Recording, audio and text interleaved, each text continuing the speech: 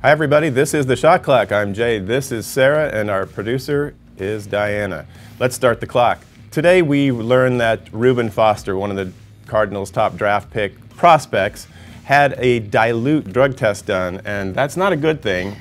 Ultimately, it's usually because they're trying to mask something. He explains it as a stomach flu, Gatorade, water situation. Some people say, no big deal. Others say, stay away from this guy.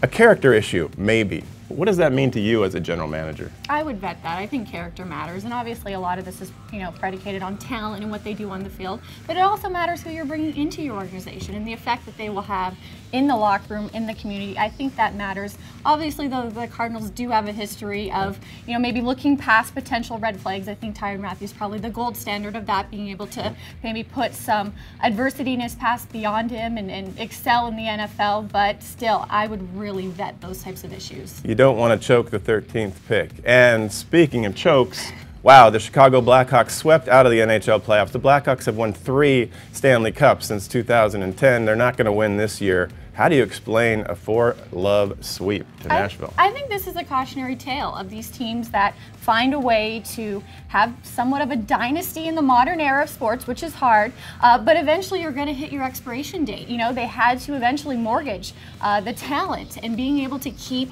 players at high salaries. This was a roster that was filled with rookies, and you see the price. The playoffs are unpredictable, and if you don't have that experience all the time, it can come back and bite you.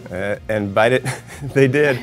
4 love, and the Blackhawks are done, and so are we. That's all the time we have on the Shot Clock. Thanks for being with us. Have a great day.